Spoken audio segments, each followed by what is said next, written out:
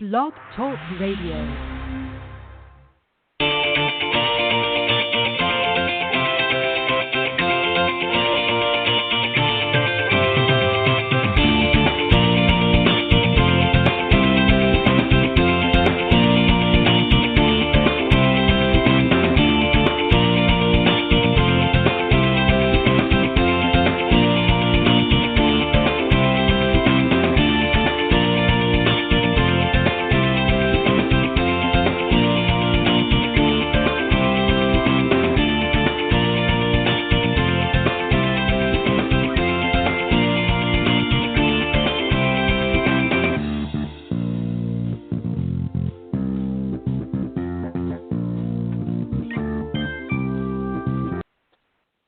All right, good evening, everybody, and welcome to Golf Talk Live. I'm your host, Ted Odorico, and as always, we've got a great show for you tonight. We're going to be starting off here in just a moment with another great round on the Coach's Corner panel.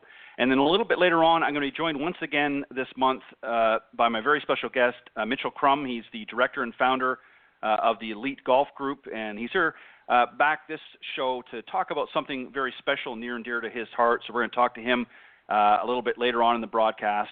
And we're going to be joined by, hopefully, fingers crossed, a very special guest that's going to be joining him a little bit later on as well.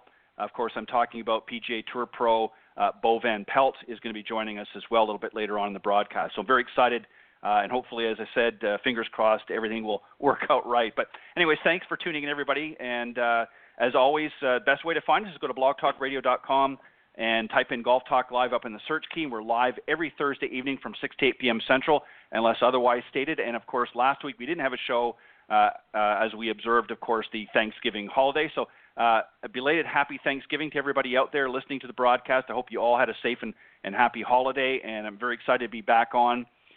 Some other great ways to tune into the show as well. If you go to iTunes.com, Stitcher.com, TuneIn.com, and now TalkStreamLive.com, and again, just type in Golf Talk Live in the search key, and that will take you to those respective social media platforms. And for those of you that can't tune in live, not to worry, just visit any of the social media platforms I've just mentioned at any time throughout the day, and you can scroll down to the on-demand section, and you can listen to the shows as they are, of course, auto-recorded. So tune in whenever it's convenient for you. If you want to call in and speak to the guests at any time during our live broadcast Thursday nights from 6 to 8 p.m. Central, you can do so by calling area code 646-716-4667, or you can reach out to me personally at ted.golftalklive@gmail.com. And just a quick note, I was actually just mentioning something off air before we went live, but we ran out of time. I sent out just at the very beginning, actually, of the Thanksgiving holiday week, if you will, the 2019 Coach's Corner panel schedule. So for those of you that didn't get it, let me know, and I will make sure I'll email it back out to you. But check your dates for the next year's season. And those of you who want to come back on the panel, by all means, let me know the dates that you want to be considered for, and we'll plug you right in. They are starting to go pretty quick, so you want to make sure you get back to me fairly soon, and it won't take long to fill up for next season. And for those of you that may be tuning into the broadcast, if you're in the golf industry, a golf teacher professional or coach, and you've never been on the panel and you want to join in next season's Coach's Corner panel, just, again, shoot me an email at ted.golftalklive@gmail.com, and I'll be happy to send you out a copy of the schedule as well, and you can let me know all the particulars of what dates you'd be able to jump in and join on the panel.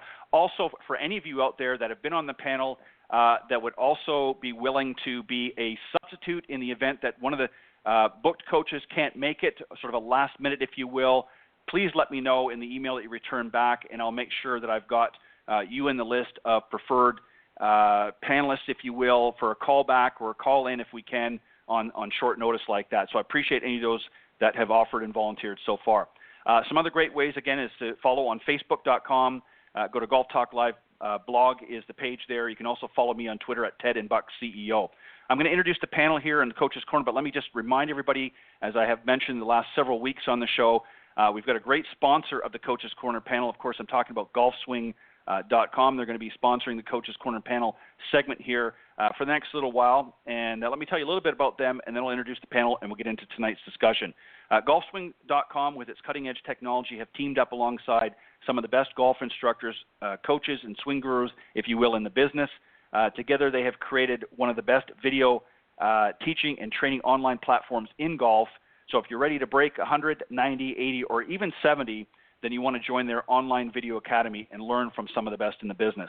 In addition to sponsoring the Coach's Corner segment each week, as I have been doing the last several weeks, I will post a different golf instructional video tip featuring one of the top instructors, again, featured on golfswing.com after the broadcast tonight. And this week I'll be featuring, again, a great video tip from Jeff Mitchell, PGA professional Jeff Mitchell. He's been on the last couple of weeks, so you want to keep it. This will be his last video I'll be posting on tonight. So make sure you check that on my social media platforms, everything from LinkedIn to Twitter and, of course, Facebook, all of the platforms there I will be featuring. All right, as I mentioned, I got two great professionals joining me tonight. They've been pretty regular throughout the season on the Coach's Corner panel. Let me just introduce them, and I'll bring them on the show, and we'll get into tonight's discussion. First up, of course, is Alicia Larson. She's a Class A LPGA teacher professional and the founder and president of Gratitude Golf, LLC. She's also a great author of The Missing Link, The Powerful Role of Self-Talk in the Mind Game of Golf. Coaches every golfer from the beginner, intermediate, and even up to the advanced players. Of course, rounding out the panel is my good buddy Clint Wright. He's a 30-year member of the PGA, partner at TGM Golf, and a big proponent of the R3 approach, and one of the best in my business, or best in my opinions, covering the short game today. And he's become one of my favorite guests and panelists here on the Coach's Corner. Guys, welcome to Golf Talk Live's Coach's Corner. Thank you so much. Well, I appreciate it. As always, thank you for giving your time. And that's what I was, just to backpedal a little bit, Alicia, that's what I was talking about. I sent out the schedule to everybody, so I'm not sure if you got one or not, but let me know as soon as you can if you want to jump in on next season and check your dates and get back to me when you can. All right, guys, we're going to start things off.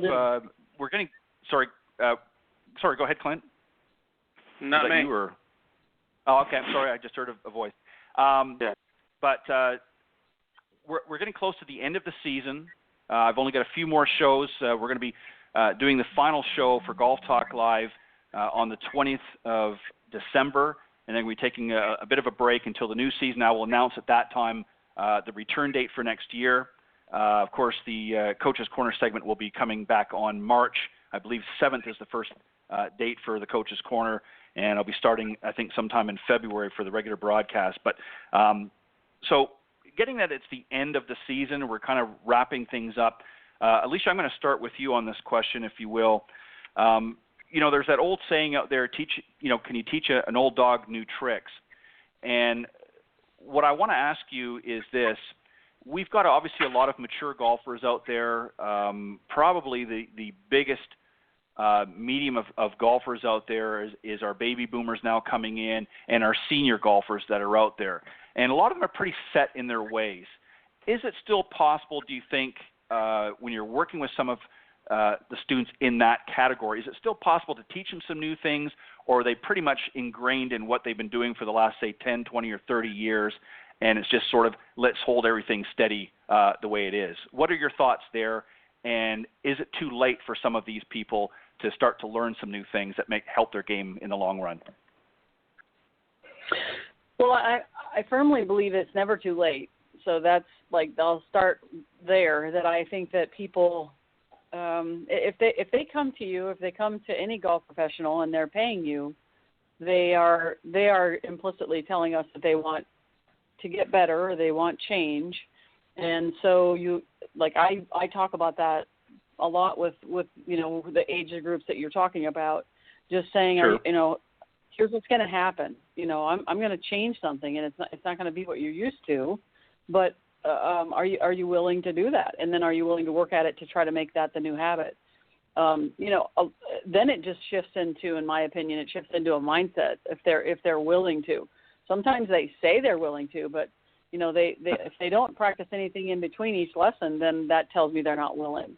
And then at that point in time, then you'll, depending on, that could be a cycle, but depending on if they decided they're never going to change, or they don't want to change, then you just say they can't change. But I believe they can. And I think it's a mindset. So it's one of those things where, how much effort are they going to put forth? And sometimes they'll even say, gosh, I took a lesson and I got, way worse. And, you can get a golfer who has got a lot of things Like for instance, I hit the ball to the right a lot, and then you'll say I'll close the club face a little bit, and they'll hit it straight, and they're willing to play golf the rest of their life that way, and it's for that, and I'm okay with that, But if they come to you as an instructor and say I want to change, then it's kind of different. You know what I mean? They're like saying to me, change, help me get better. But then if they don't want to work, then that's really nothing that we can do about that. But I do firmly believe that any mindset coming in, they can change, and any age can change and get better. So that's just my thoughts on that. Yeah, I agree with that, and well said, Alicia. Clint, some of us old guys out there, we kind of get set in our ways, and we've been kind of repeating the same, pattern, if you will, for a long, long time. And we're pretty resistant sometimes to change. And I agree with what Alicia said. I think they have to come in with the right mindset. And I think one of the things that we have to guard against is, coming up with sort of a Band-Aid solution. Alicia pointed out a great one. They're hitting the ball to the right. Well, let's just close the club face, and they hit a little straight, and they play like that. And that might be fine, for that particular day, but it's not really getting to the root problem. What are your thoughts when dealing with some of the, students and players out there that are a little bit more mature and are set in their ways? How do you handle that and maybe even encourage them to want to change? Well, first of all, Ted, I appreciate you asking this question about me. I know how to deal with this. The first thing I get them to do is to define getting better. I want to know what they think that means. Sometimes getting better is just learning how to use what you do better. Sometimes getting better means maybe, making a better swing, making better contact. So my first approach to these guys and ladies both is to tell me what you mean by help you get better. And most of the time, particularly when people have played golf for any length of time, they really just want to maybe cut one or two shots around out. So at that point, if they tell me, well, I just want to get a little bit lower score or whatever, then we begin to analyze why they're not doing it now. Is it they're not hitting it far enough? Maybe they're never going to hit it far enough. They always want to hit it a little further. Are we just not utilizing our short game the best we can? I deal with a lot of guys that their touch and feel is maybe not as good as it used to be. And with the conditions of the golf courses that we play today, where we like kind of firm and fast greens, they have to relearn how to manage that touch and feel. So a lot of times getting better means taking them to the putting green and try to help them understand, how hard you have to hit it for certain distances. We've talked about this a few months ago about helping a person improve their lag putting. And so my first step is to ask them and to define to me what you think is getting better. And to Alicia's point, if I can get them to define that, then I got a better chance of getting them to buy in mentally and for doing something about it in between than if we just go, getting better, we're just going to get better. They're not going to buy into that. But once you make that player define it for themselves, you stand a much better chance of them buying in to really do something that matches up with their idea of getting better. Yeah, well said. And I think a lot of it goes really hand in hand with the initial assessment, especially when you're working with a new student that you've never worked with before. I think asking those questions up front during sort of the assessment process, everybody takes them on, well, let's, see you hit a few shots, and that's great. But I think having that discussion with them is important as well because, again, going to Alicia's point, if they haven't really developed that mindset to say, I really do want to commit to these, whatever changes may come my way, if they're not prepared to do that, then really it's all for naught.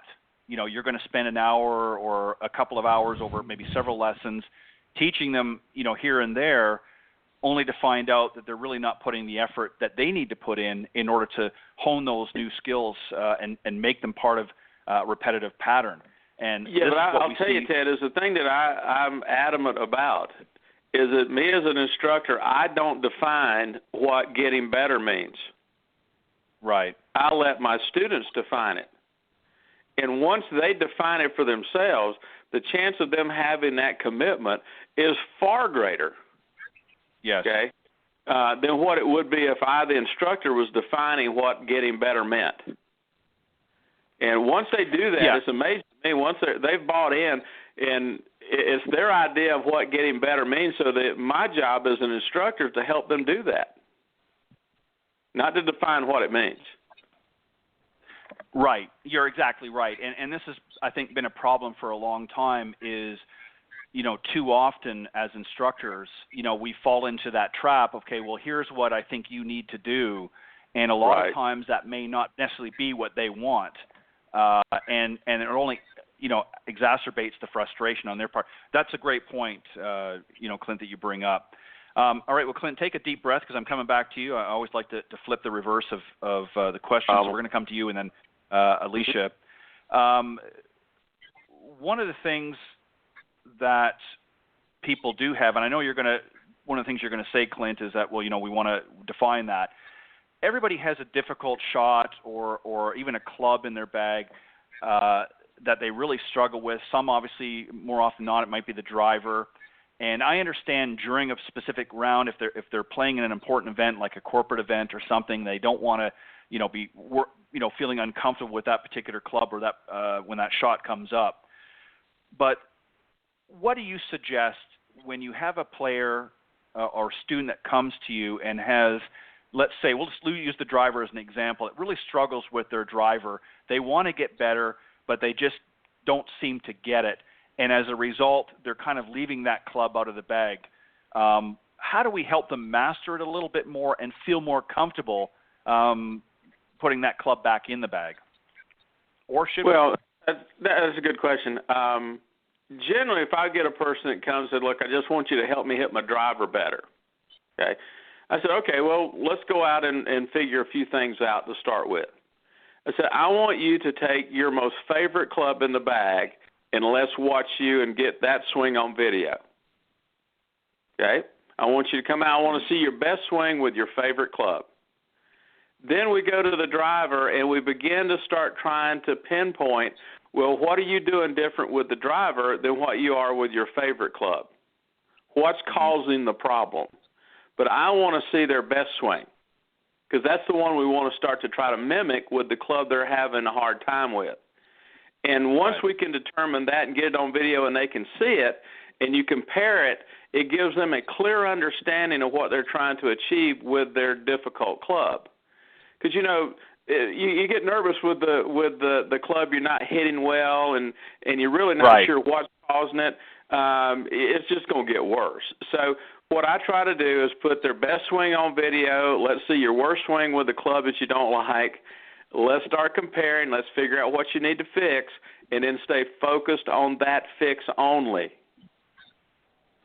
All right, that's what we're focused on, to start bringing this thing back a little closer to your favorite club swing. Yeah, and that raised an interesting point. I mentioned this on the last show, I believe, on the panel. We talked a little bit about Jack Nicklaus in his video that he did, Golf My Way.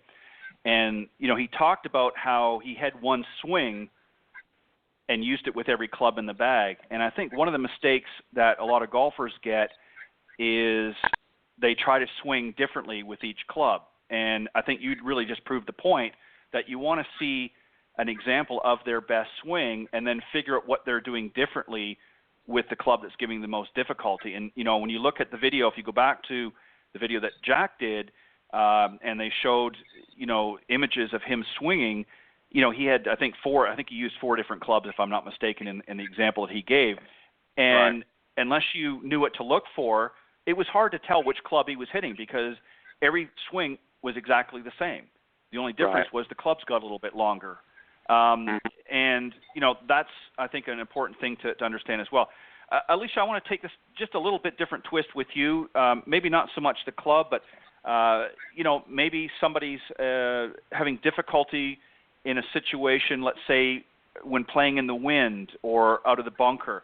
So it's not so much necessarily a club, per se. It may be a particular shot that they're very guarded against, they're not comfortable with. What do we do to get them more comfortable so they're not thinking, well, I'm just going to leave that in the bag, or I'm not going to even attempt that shot. I just don't have confidence in it. How do we help them gain confidence? One of the biggest things that I do is I tell them, because there are clubs that, surprisingly enough to me, like when you think about the driver is, because it is the least loft, it's the least forgiving.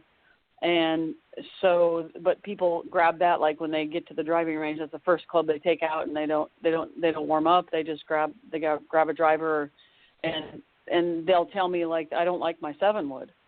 And also, particularly in this situation, there's a woman that I'm thinking about, one of my students, and I'm like, well, a 7-wood, in theory, it's more loft. It should be a little bit more forgiving. And so when you think about that concept, and they tell me that they don't like a high lofted club, I don't use my 8-iron. I'm like, there's like an 8-iron is a great club for women to be hitting, just like on par 3s, and it's got enough loft. It's it's not going to go straight up in the air, but it should give them some pretty good end results. And if they don't bring them out of their golf bag, they're just going to have a mindset that they don't like that golf club. If they hit it a couple bad times and then they say, I just don't, and then they might get to, I tried to hit my 8-iron over the water and I did it, it just kind of, if it keeps going, then they believe they can't hit their 8-iron and they just leave it in the bag. And I tell my students, look, if how many of you don't like the bunker shot? And they'll, and 3 or 4 people raise their hand. I'm like, okay, great, get your sand wedges and go in the bunker. Because if you don't like a club or you don't like a shot, that's what you need to spend time with it. Like developing a new friend. I said, you literally have to, if you meet somebody for the first time and you think you might like them a little bit, and you got to go and call them up and ask them to go out for dinner or go to a movie together or hang out together or whatever. You got to spend some time with that golf club. So you have to become friends with it again, so it changes your mindset. Because I know a higher lofted club is going to help them, but yet they have it, leaving it in their bag because they think they can't hit it. So it really, to me, is they've maybe executed enough shots in their mind that they think that it's something that should just stay in the bag.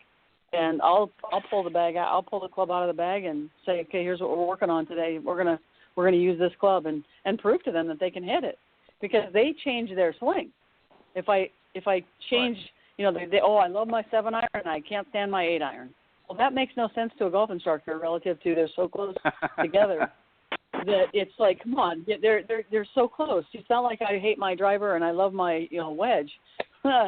So when I did Golf Digest schools, literally I would videotape these people, and I'd have them do a wedge and a 6-iron and a driver, and Mr. Smith would invariably say, I hit my wedges and my short iron way better, and when I start getting in that 6-iron, there's just something's going on with that one, and my driver, it's really bad. And I look at the videos, and we show them in the videos that their mechanical mistakes are exactly the same.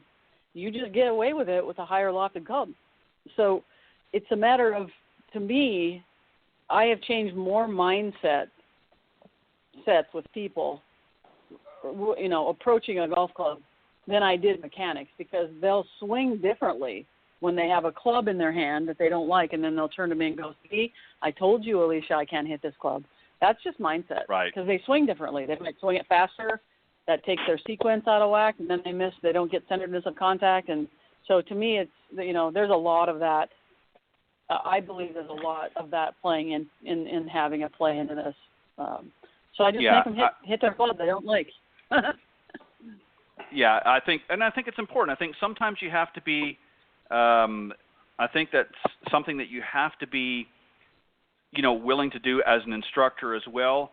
I mean, obviously we're not trying to, and this is going to fall into my next question. We really don't want to create an overwhelming anxiety for our students, but at the same time, the only way sometimes to get over those initial fears is to sort of jump in with both feet.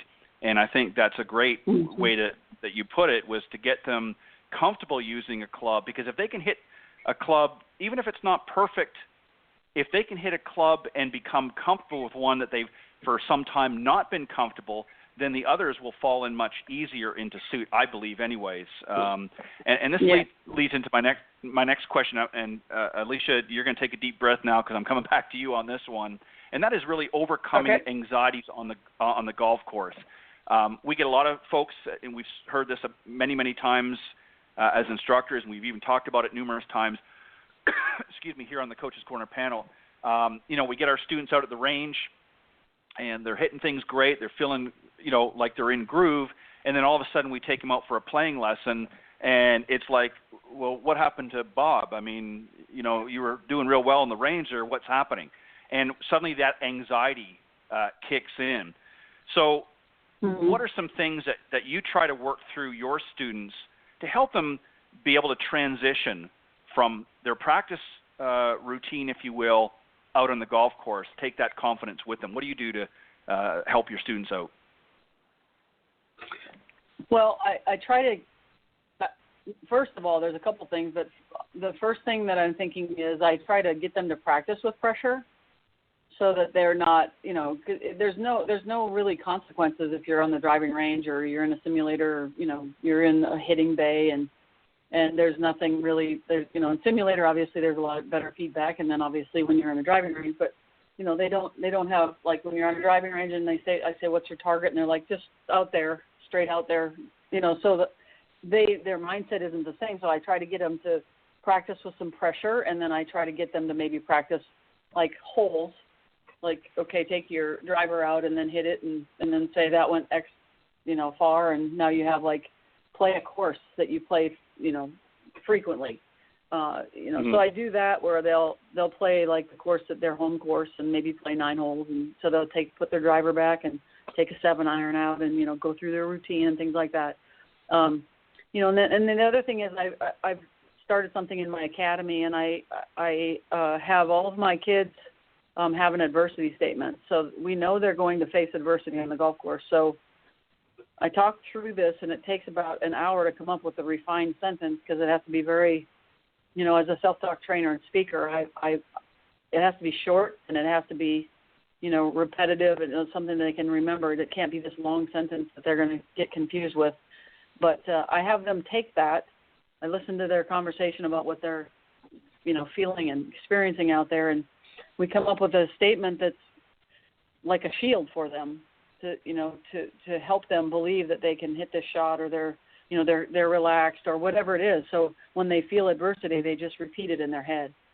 And so that's helped, and I put it on their file, and so they see it all the time. And it's, when I got certified as a self-talk trainer and speaker, it's about repetition. It's just like you want to hit balls properly. Repetition can be, in golf practice, it could be good or bad. It's permanent.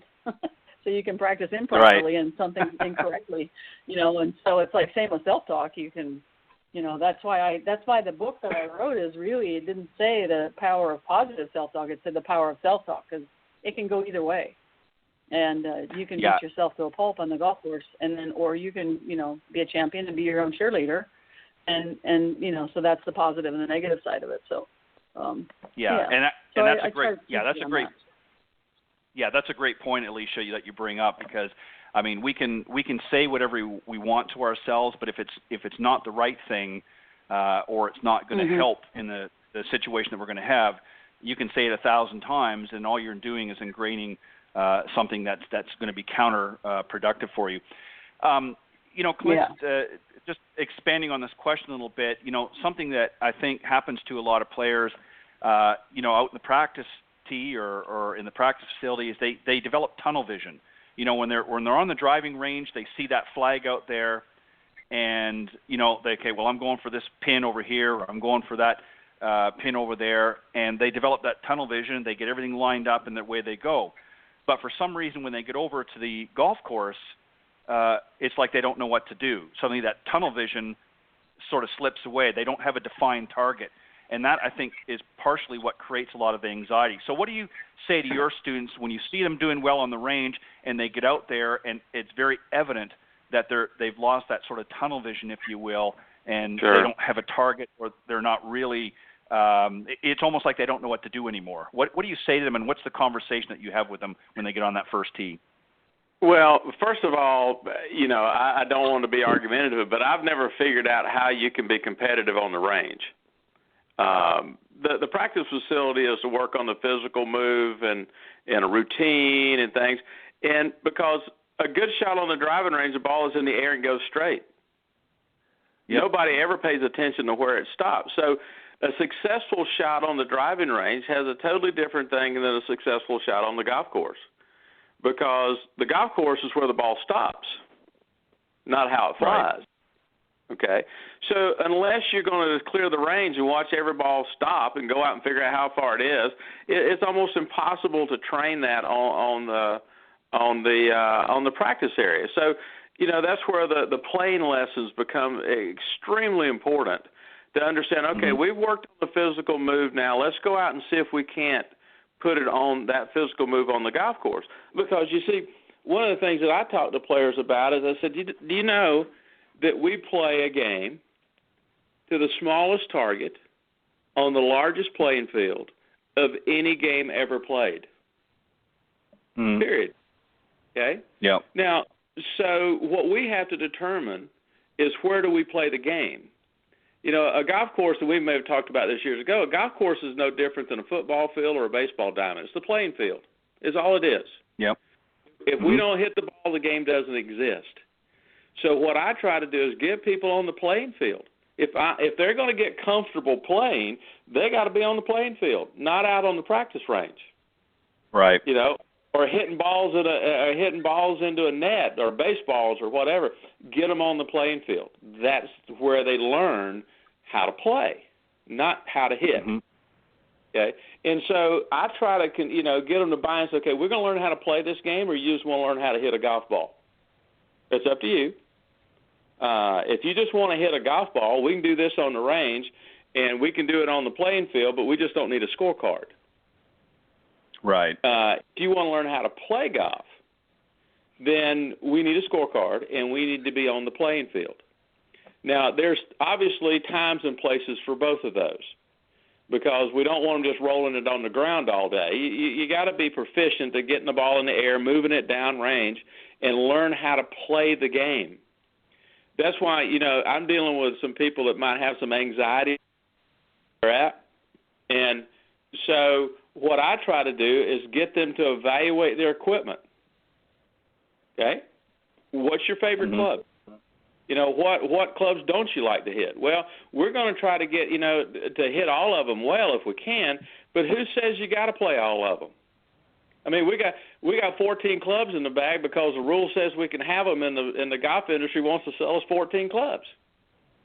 But I'll bet you the two of y'all and myself, being honest, we probably use about 6 of them. Yeah. So the golf course I play on, I want to make sure that I'm proficient at those clubs. I want my equipment and how I use it to match up with the course I'm playing. That's why you see a lot of top-end players, they may change their fairway woods or hybrids or long irons depending on the course they're playing. Right, but exactly. We go out with 14 clubs, play the same golf course all the time, use about 4 or 5 clubs, and we then try to hit something we don't normally hit, and the anxiety level goes up. So I try to get people to understand is that we're going to learn how to hit it over here, but we're going to learn how to play on the golf course. I know I'm probably get a lot of argument, but it's hard to learn how to play on the driving. Okay? You just can't learn to play over there. Now, you can learn how to hit it. Yes. You can learn how to hit that ball down range, but you can't learn how to play on the driving range. It's impossible because that's not where the game's played. And so I try my best to get them out on the playing field as much as we can, and that's where they're going to have the most fun. They'll learn how to play versus learn how to hit. So, and the point I was making about the evaluation of the equipment is when they do, let's say that they've got a choice to make here, either hit a hard 8-iron or an easy 7. Well, they don't like their 8-iron, like Lisa said. They can't hit an 8-iron. Well, then that gives me, I'm going to take my 7-iron and hit an easy 7 because I got more confidence in that club. I find it to be foolish to think, well, I don't like this club, so I'm just going to try to hit it anyway because I got it in the bag. I might as well hit it. That doesn't make sense to me. You want to evaluate your equipment, get on the playing field as much as possible.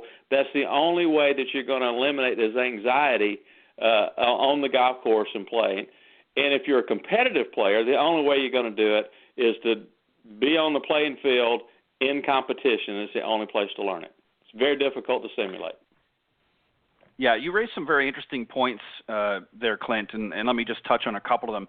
You're exactly right. I mean, obviously, the practice facility, the practice tee, if you will, it has a specific purpose, and that's to learn how to hit the golf ball. It's not there to learn how to play the game. It's there to learn how to develop certain skills that will help you out on the golf course. But to learn how to put that all together, the only place to do that is on the golf course. And you're exactly right. You know, if you're somebody that plays the same course all the time, more than likely you're going to play the same, few clubs in your golf bag. But if you're somebody that plays a lot of different courses, then you might need to make some changes because you are going to use, some courses, if they're a little bit longer, you might need some longer clubs in the bag. If they're, more bunkers or whatever, or more difficult lies, that you might need maybe an extra wedge, in your bag or something along that lines. So you need to be flexible, and you're exactly right. I think what you do need to do is you need to be as proficient as possible with all of your clubs so that when you do make those changes, you're comfortable and confident with every club in your bag as best as you can. And there are going to be some favorites. I mean, 7-iron is my favorite. I like my wedges too. But, obviously there are certain clubs in the bag. I think everybody has a personal favorite. But you need to be comfortable with all of your clubs because you never know when you're going to need them, depending on where you're playing. So it's a very interesting point.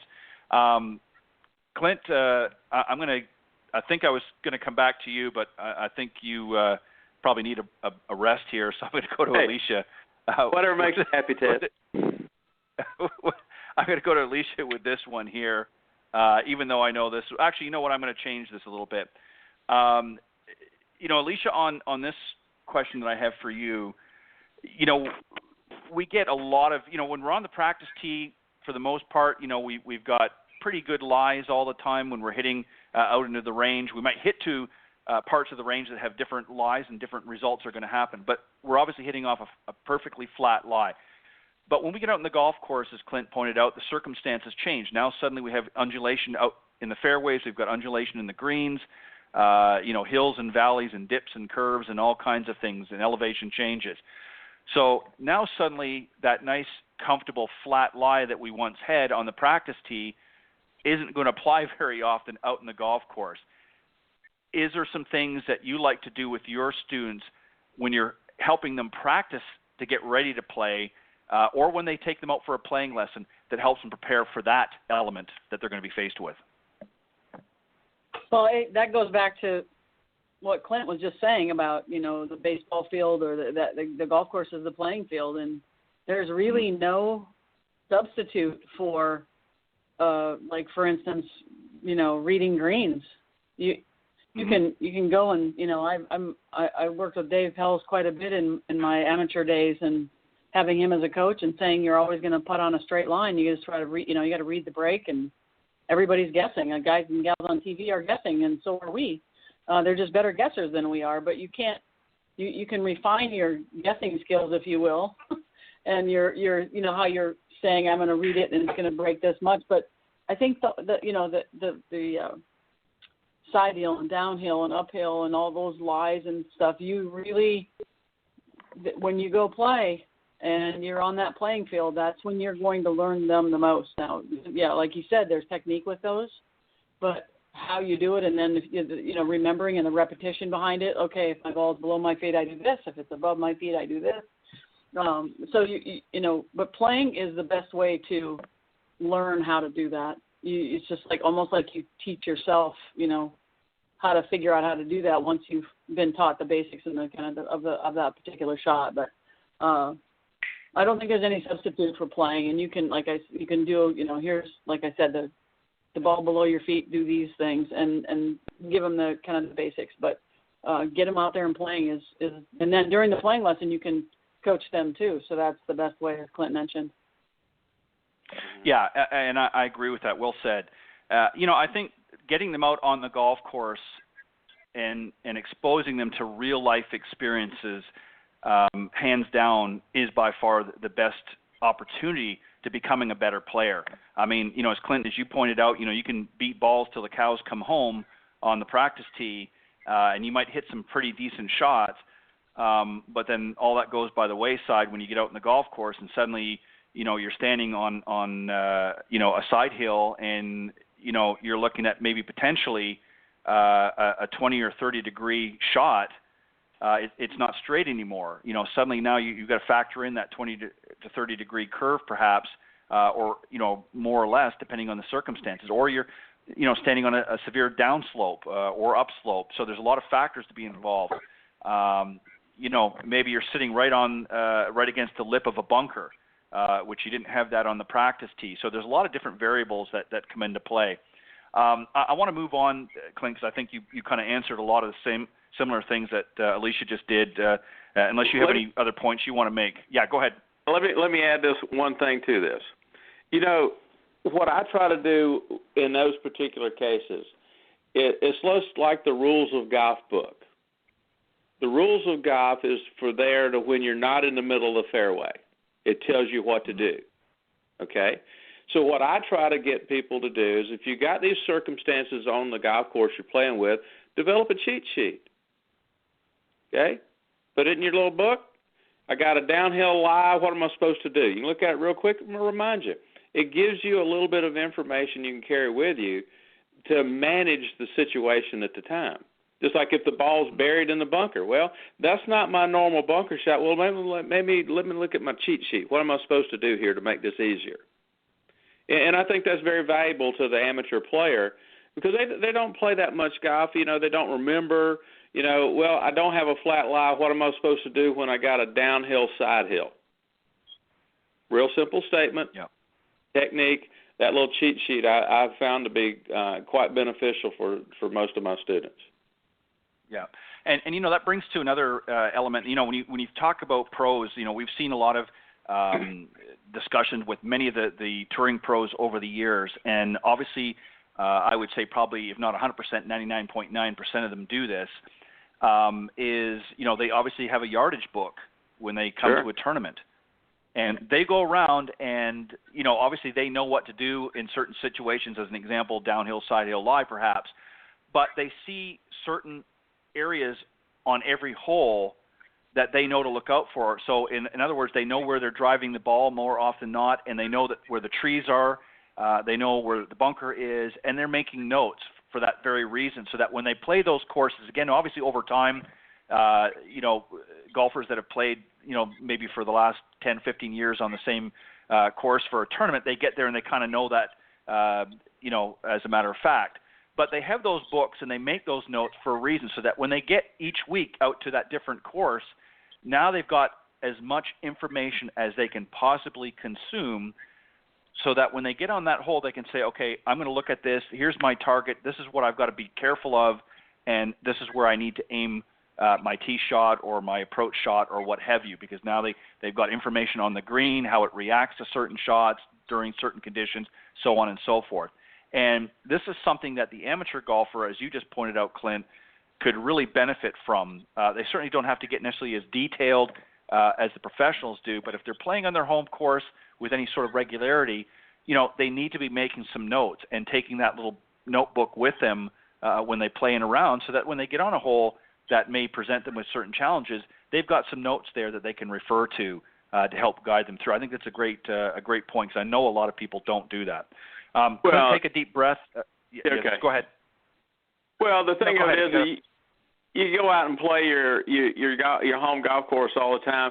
Particularly on the par threes, you don't even have to get a yardage. You know what club you've hit here for the last 5 years. Is the wind in my face or is the wind behind me? It's really the only thing you got to figure out. So in those tour players like you talked about, they're updating that book every day.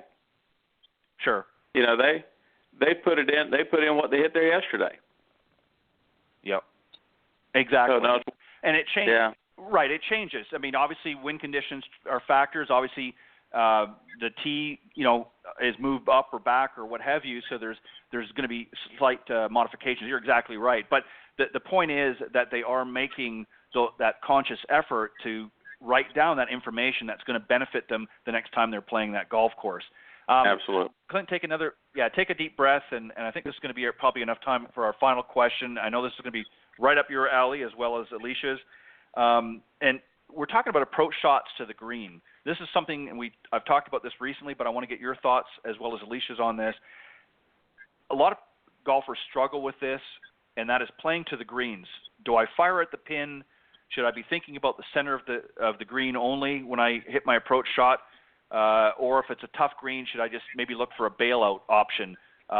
When is it appropriate to do either or all of the above? What are your thoughts there for somebody that's hitting into the green? What do they need to be looking for? And what options should they consider under what circumstances? Wow. That's a whole show question there. I know. We got to edit it down, though, Clint. So okay, real quickly. I mean,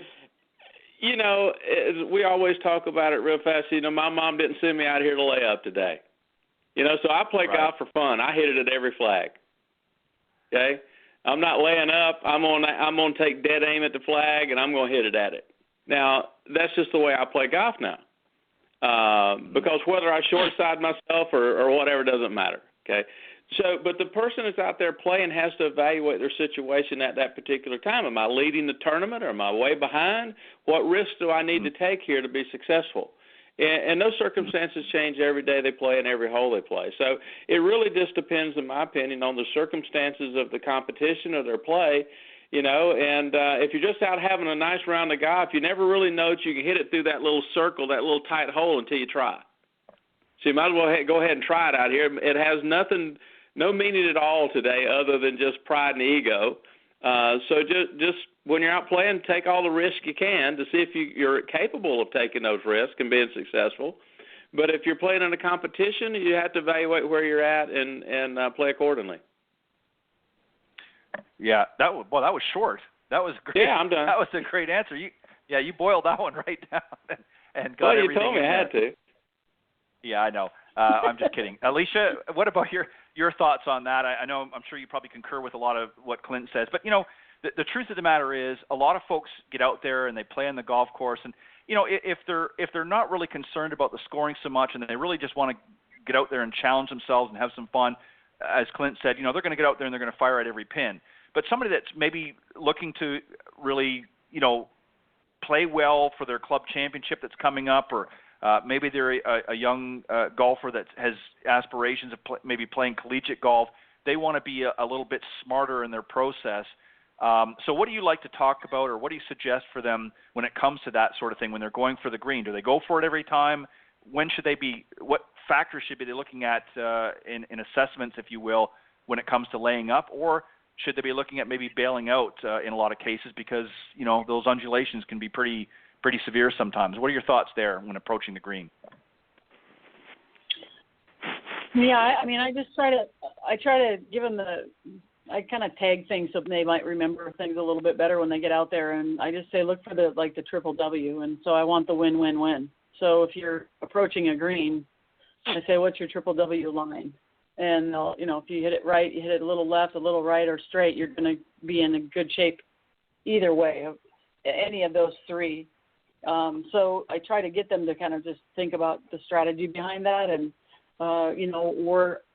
if they're laying up on a par 5, if they know they can't reach the green, just say, what yardage would you like to be left with? That's kind of basic core strategy of, I feel really a lot stronger about 70 yards than 40. So, we're always kind of going through the process of that and trying to figure out where their strengths are. You'll be stuck with some of those shots that aren't your strengths, but yet, try to go to them as much as you can. And the other thing that, Dave Pelz had me do a lot of is he had me go practice, and we all know the short game is so critical, and he used to tell me to go out and, if it was a night kind of slow or whatever, and I can hit 2 or 3 balls, just hit 3 balls, but do something intentionally and miss the green. So, hit not enough club, too much, go way right, so that you're hitting like 3 shots around the greens in practice, and then you play 9 holes and you'll hit 27 shots into the greens, and you'll get a little more savvy and smart about your selection, if you will.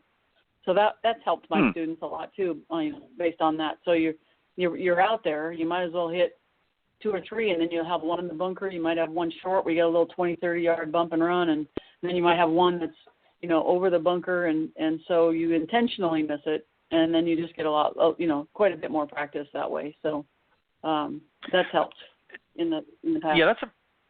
That's very interesting. And that certainly is something that can help a lot of students out there. Is when you're out there and just sort of playing for fun, you're not really in a competitive mode. Just get out there, and that's the opportunity. Obviously, you want to be cognizant of slow play. We don't want to be holding people up. But, right. There's right. lots of opportunities. You can play maybe some twilight hours or twilight golf, and when the courses are a little bit slower, and get out there and maybe just play 9 holes instead of playing a full 18, and get out there and do things like that. That makes a lot of sense, and I think that's good for students out there. I think when we boil everything down, guys, I think it really comes down to this. It's really up to the individual student what they want. As we talked about earlier in the show, it's what they want, what their expectations are of themselves, and what pressure they want to put on themselves, if they want to challenge themselves, if they're maybe a little bit skittish and they want to be pushed a little bit. It's really up to them. And again, as I mentioned earlier, it goes into that initial assessment, our initial discussion with them, again, particularly with new students. But even with students that we've had for a while, I think we have to have that continual assessment process throughout the year, because sometimes things change. Circumstances change. Maybe they've got a little bit more free time now to allocate to something like that. So maybe their goals have changed. Or maybe the opposite has happened, where they've gotten a little bit busier at work, or things are the kids suddenly have more activities that they've got to drive them here and there and participate with their children a little bit more. So now suddenly they don't have as much opportunity to get out the golf course themselves. So we have to really continually be having a dialogue, if you will, with our students and understanding what their needs are, and as they change, then we have to adapt.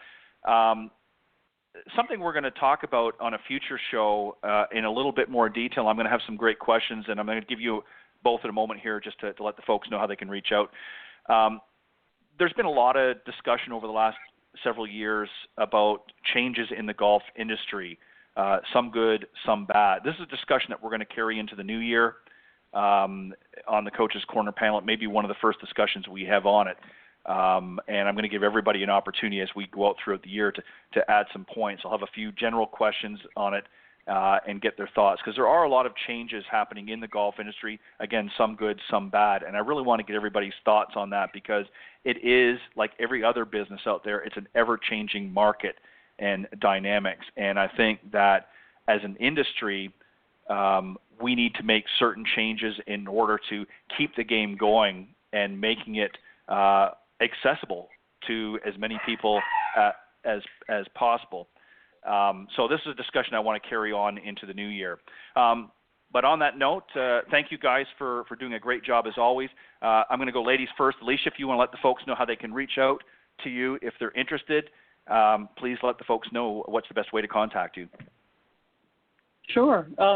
You can certainly reach me at through an email from my website, which is gratitudegolf.com, and you can also get my book and purchase it from Amazon, and it's available through there.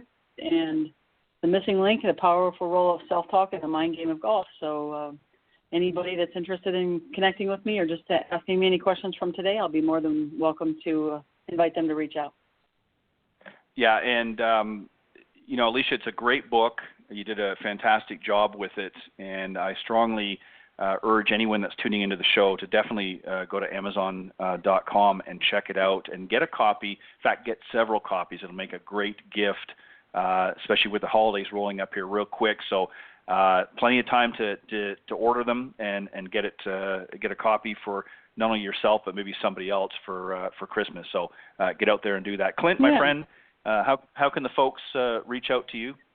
Real simple. It's clintgoff001@yahoo.com. I'll be more than happy to respond back to them. And it's been a great show. This has been fun tonight. So hope everybody has a great holiday season, and I'm looking forward to next year.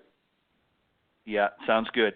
I probably won't have – I think this is the last show for you guys this season. So best of the holiday season to both of you and your families. Keep up the great work, and thank you very, very much for giving of your time this year and past years on the Coach's Corner panel.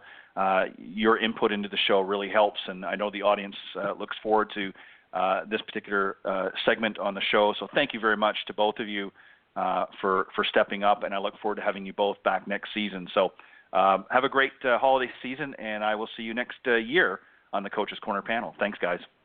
Great. Good night, Ted. Thanks so much, Ted. Bye. Yeah, All right. Bye-bye. night. All right. That was two great guests on the Coach's Corner panel, Alicia Larson and Clint Wright. Been on quite regularly this past season. Clint, of course, has been for many years, pretty much since its inception here on the Golf Talk Live. Always enjoy his input. And Alicia has come on not only this season, but last season as well. And, of course, she's been a featured guest here as well. And as I mentioned, you definitely want to get out there and get a copy of her book, The Missing Link, The Powerful Role of Self-Talk in the Mind Game of Golf. Go to Amazon.com and you can get a copy of that. As I mentioned earlier in the show, of course, we've got a new sponsor on the show for the Coach's Corner panel. And I'm going to introduce my next guest coming up here in just a little bit. But in the meantime, take a listen to golfswing.com. Are you finally ready to improve your golf game? Golfswing.com is changing the way golfers learn online. With the largest collection of golf training programs and drills on the planet, Golfswing.com can help you improve every part of your game. Whether you want to gain more distance, hit it closer, or just sink more putts, Golfswing.com's staff of world-class coaches can help you gain the results you need. Watch unlimited videos on any device from anywhere in the world and start playing better, scoring lower, having more fun, and saving money. Get your fix on demand at Golfswing.com. All right, that was a message from Golfswing.com. You definitely want to go and visit their website after the show. They've got a great platform, an online video academy platform that you want to definitely sign up and join. It's very, very economical. And, of course, you can get your hot little hands on one of my good friend, PGA teacher professional John Decker's new signature series, Pitch Perfect. That's a great short game series that's now available through golfswing.com. I believe they're still offering a great discount on that product as well. So you want to visit golfswing.com and learn more about that as well. So go to golfswing.com after the show, excuse me, and check it out. And make sure that you join up. It's a great online video academy, some great teacher professionals. And as I mentioned earlier in the show, I'm going to be featuring Jeff Mitchell, again, his final video on my social media platforms. After the show, I'm going to be posting that up on Facebook and LinkedIn and so forth. So you want to make sure you check that out as well. As I mentioned at the beginning of the broadcast, I'm going to be joined again tonight by a gentleman who was on earlier this month, and he reached out to me some time ago, and we set this up. And I wanted to have him back on. We talked about, if you may recall, I'm, of course, talking about Mitchell Crum. He's the director and founder of Elite Golf Group, LLC. He's also the Professional Golf Teachers and Coaches of America's president and founder. He's the National USGTF Teacher of the Year in 1992 and the 1995 Teacher of the Year for the Professional Golf Teachers and Coaches of America. Has a number of great golf schools all across the United States that he can put you in touch with if you're wanting to travel and tune up your game. There's some great places to work on your game, and he's the man that you want to reach out to. So that's, of course, I'm talking about Mitchell Crum. Joining us also tonight, as mentioned earlier as well, and I actually probably going to have two more. First off, of course, going to be joining us in the conversation tonight about something very special, and I'm going to tell you about that in a minute, is, of course, PGA Tour professional Bo Van Pelt. He was the winner of the 2009 U.S. Bank Championship in Milwaukee. Also, multiple winner, won on the European Tour in 2012 at the ISPS Handa Perth Invitational, and on the Asia Tour as well. He won the 2011 CIMB Asia Pacific Classic, which was in Malaysia, and his first win actually was on the Nationwide Tour when he was starting his career, he won the 2003 Omaha Classic. He's going to be joining us in the conversation as well, and we'll talk a little bit about reasons why he's joining in. And then I've just been told as well by Mitch sending me a little note here while we were on the other segment that another gentleman, Hoppy Smith, is also going to be joining us tonight. And some of the accolades that he carries is he's the 2018 Gulf States PGA Youth Player Development Award. He's received the 17 and 18 was recognized as Golf Digest Best in the State. Also in 2016, Gulf States PGA Teacher of the Year. And in 2017-18, Golf Digest Best in State. He's also the best PGA teacher in Mississippi. And they're coming on tonight with Mitch, of course, in support of the MS Golf Project. We're going to talk a little bit about that, and I see that Mitch is ready. So let me bring back my good friend and very special guest tonight, Mitch Crum. Good evening and welcome, Mitch. Hi, Ted. Happy holidays. How you doing? I'm doing very well. Yes, we're getting close to the holidays, and it's literally around the corner. We've just had a belated happy Thanksgiving. I hope you had a good holiday last week, and we're now gearing up for Christmas.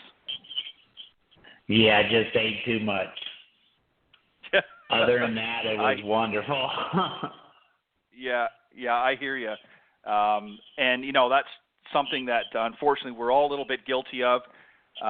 But you know what? That's it only happens a couple times a year, and we try to do well the rest of the year. All right, Mitch, we talked about last time when you were on the show, as I've already mentioned the audience, and I've already mentioned the other two that are going to be joining us throughout the conversation. Of course, PGA Tour professional Bo Van Pelt and Hoppy Smith is going to be joining us, as I understand, as well, so we'll keep an eye out for them. But we talked about, of course, the golf schools last time you were on the show earlier this month, but tonight we're going to talk about something a little bit more near and dear to your heart. Of course, I'm talking about the MS Golf Project, and of course, MS is in reference to multiple sclerosis. So to get the conversation going, maybe you can share a little bit of the backstory of how that sort of came about and why you're very passionate about this particular cause. Well, it's been about almost 6 years now. I just, from a person that's playing golf all the time and the balance is so important and always being on my feet, I just knew something was not right. So after about a year and a half of CAT scans and testing and blood tests and spinal taps and everything, they finally diagnosed me with multiple sclerosis. So that was I finally got diagnosed in about 5 years, but I've really probably had it for about 6.5 years. So the way multiple sclerosis works is there's really no cure for it. They just try to combat it or keep it level. So for me, if I didn't have golf, golf has been so wonderful for me. I've been 34 years in the business, and right. I owe everything I have to golf. And so it's just, I don't know, faith is faith. And for me, it just seems like there has to be a higher power, a reason why I got multiple sclerosis. So for me, I think with all my knowledge in golf and everything, that I can use golf and I can help people that have multiple sclerosis maybe have a little better life or help them with things that they can't help themselves with. So I'm going to use golf now. I mean, I guess 34 years in the golf business now, I'm starting a whole nother business on a charity foundation to help people that have multiple sclerosis and to give back a little bit and to help people that really can't help themselves. Because, I mean, if I had any other job, I would be really, really in trouble. And I'm sure right. There's a lot of people out there, if I was a dentist, a carpenter, a roofer, a laborer, I'd be and if I was the breadwinner of my family would be in trouble. And I'm sure there's a lot of people out there that are like that. So, right. I guess the rest of my time in life is to give back and to help people through the multiple sclerosis, not only awareness, but, to help try to find a cure and to help other people's lives that have it. Because, I have yet to talk to anybody, that I talk to. Everybody knows somebody that has multiple sclerosis, but nobody really knows what it is. I mean, it's not like cancer where everybody knows what cancer is. Right. It's a disease where people just don't know what it is. So if we can get the awareness out there and get people to understand about it, I mean, there's over 3 million people worldwide right now that have multiple sclerosis, and there's no cure for it. So it's something they've been trying to cure. I mean, obviously the medicine has come a long way to keep it, stable. 25 years ago, if you got multiple sclerosis, within a year, you basically couldn't lift your arms up. Well, now it's, right. They try to keep you stable enough to where, you can walk a little bit, move a little bit, you can talk, you can see, you don't go blind, all that stuff. So they have come a long way in the medicine, and they have come a long way in the research. And sooner or later, there's going to be a cure for it. And that's just my hope. And hopefully along the way, I can help somebody. If I can help one or two people, and I think that's what life's about, giving back. Yeah, and you raise a very, really great point, about golf in general. I mean, obviously, I've been in the golf industry for a long time as well, over 25 years, and, they've done so many great things over the years for a lot of different charities, and have really, a lot of players have stepped up and given back, not only through the charities and foundations that they've created, individually, but also many of the charities and that the PGA Tour and the LPGA Tours players come in contact with every week in their events. So, they raise a lot of awareness, and unlike really any other sport, golf does that, I think, and certainly, and I don't want to take away from any other sports. I mean, all sports, I think, a lot of these athletes out there do a lot of personal thing, but I think golf as a general rule, I think, does it better than anybody else out there, and it's really, in my opinion, the gold standard. Now, I want to, before he comes on at some point, I'm not sure when he's going to be calling in, but I want to just mention a little bit about Bo Van Pelt, of course, because you work with him, and maybe you can share a little bit about the connection with him and you, and before he comes on, and then we'll continue on with our discussion. Yeah, Bo's one of my, me and Bo grew up in the same hometown. We've known each other 30 years now. We have a lot in common. I have worked with Bo out on the PGA Tour for probably 10 years, but I also worked with him when he was at Oklahoma State. So, like, when he would come home for the summer, we would go over to a local golf course and work out and things like that. So we played basketball together when we were kids, so we go back a long way. But the biggest thing, that kind of brings us together now is Bo's father has multiple sclerosis also. So Bo's dad, whose name is Bob Van Pelt, who played football at Indiana University, has had, I think Bob's had it now maybe 25 years, but Bob's a great guy, and it just things just work. It's just really weird how things work together. So I remember I was at Augusta about 4 years ago. Bo, I hadn't told anybody. Nobody knew it. I was kind of ashamed of it, and I was going to Augusta to work with Bo on a Sunday before the Masters, and he came into the hotel, and I had to tell him that I had multiple sclerosis. So it was really a heartwarming kind of 15 minutes, because he knew he knew how I felt. He'd already seen how it affected his father, so he acted like it was nothing. So it was really, he treated me like I was anybody else. So it was really a good situation, and he's always treated me like there was nothing wrong with me. Even when I'm out there working with him, standing next to Phil Mickelson, Sergio Garcia, whatever, they all treat me great. And there's so many guys out there on the PGA Tour that whether it's their mom or their sister or their grandmother or their wife's brother or somebody, everybody knows somebody that has multiple sclerosis. And it's just amazing when you start talking about it, how many people are affected by this disease. So, you know, my big thing is just to try to get the awareness out and try to use golf to raise money for the foundation and to help people along the way. You know, if I can pay one person's mortgage off that has multiple sclerosis and help one family, we've done our job. If we can do that one mortgage a year, we've done our job. So golf's such a great game and such a great sport, and people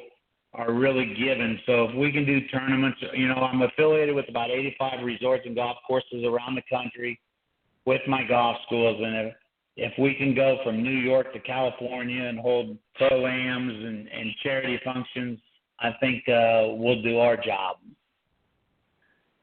Right, Bo's exactly. been a great supporter on the whole thing. Now, tell a little bit, again, I'm not 100% sure whether he's going to be calling in as well, but Hoppy Smith, of course, you know as well. He's 2017-18 Golf Digest Best in State and Best PGA Teacher in Mississippi.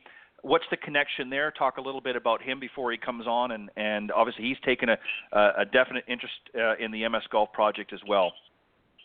Yeah, Ted, you know, you and me have talked, and we both really believe in faith. And if this isn't faith, this story, I don't know what faith is. So when we were talking last time, I told you 32 years ago, my second golf school was in Biloxi, Mississippi. And about 3 years ago, I just got this strong feeling that Biloxi, Mississippi was where I needed to be. So I don't know why I came here. I came here. So about 2 years ago, I moved from Myrtle Beach, South Carolina to Biloxi, Mississippi.